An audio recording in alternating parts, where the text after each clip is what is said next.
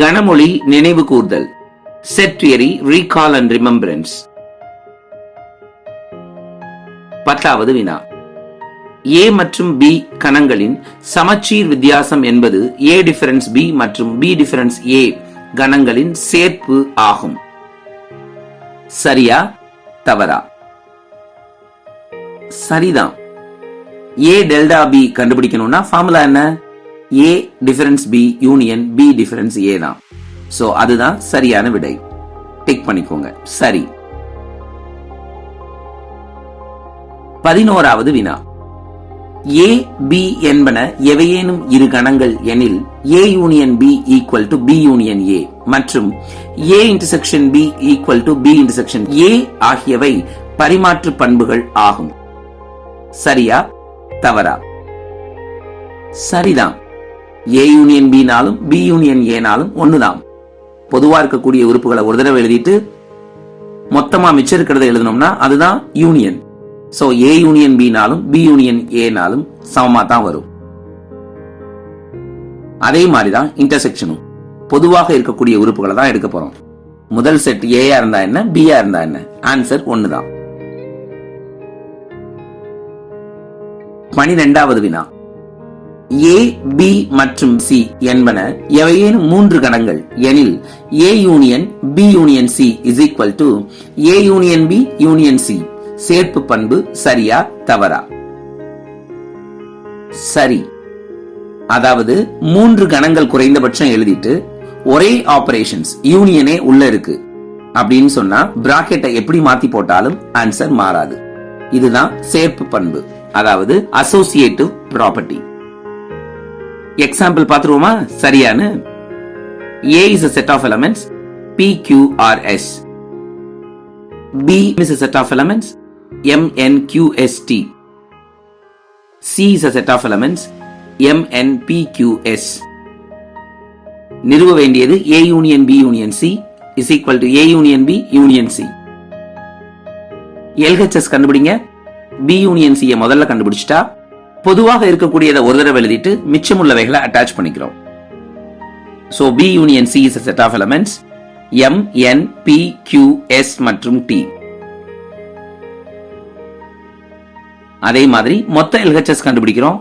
A union B union C. முதல்ல A, அடுத்தது B union C. ரெண்டையும் யூனியன் பண்ணோம்னா பொதுவாக இருக்கக்கூடிய உறுப்புகள் P, Q, S அப்படியே எழுதிட்டு மிச்சமுள்ளவைகளை சேர்த்து எழுதுறோம். So A union B union C is equal to R is a set of elements M, N, P, Q, R, S, T. இத ஒன்னாவது சமன்பாடுன்னு வச்சுக்கோங்க. RHS கண்டுபிடிக்கிறதுக்கு A யூனியன் B கண்டுபிடிக்கணும். A யூனியன் B தனியா கண்டுபிடிங்க. இரண்டு கணங்களையும் சேர்த்து எழுதணும். பொதுவாக இருக்கக்கூடிய உறுப்புகளை ஒரு தடவை எழுதணும். அதே மாதிரி A union B union C கண்டுபிடிங்க. இங்கே பொதுவாக இருக்கக்கூடிய உறுப்புகளை ஒரு தடவை எழுதிட்டு மிச்சமுள்ளவைகளை சேர்த்து எழுதுனா A union B union C is a set of elements M, N, P, Q, R, S and T. இது இரண்டாவது சமன்பாடுன்னு வச்சுக்கோங்க. ஒன்னையும் ரெண்டையும் கம்பேர் பண்ணுங்க. ஈக்குவலா இருக்கா? அப்ப நம்ம சரின்னு சொன்னது சரிதான். சேர்ப்பு விதி சரிபார்க்கப்பட்டது. நாம இப்ப வென் டயகிராம்ல மூன்று வட்டங்கள் ஒன்றை ஒன்று வெட்டி கொள்ளும்படி நாம வரைஞ்சு கொள்ளுகிறோம். சோ இப்ப மூன்று கணங்கள் கொடுக்கப்பட்டிருக்கு இல்லையா?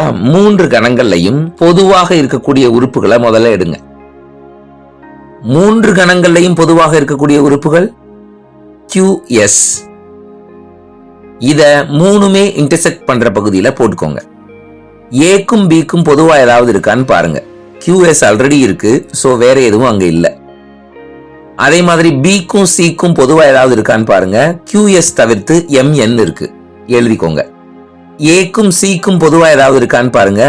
QS ஆல்ரெடி இருக்கு, P மட்டும் எழுதினா போதும். சோ இப்ப Aல மிச்சம் இருக்கிறது என்ன? R. அத A மட்டும் பகுதியில எழுதிக்கலாம். Bல மிச்சம் இருக்கிறது T. அத B மட்டும் பகுதியில எழுதிக்கலாம்.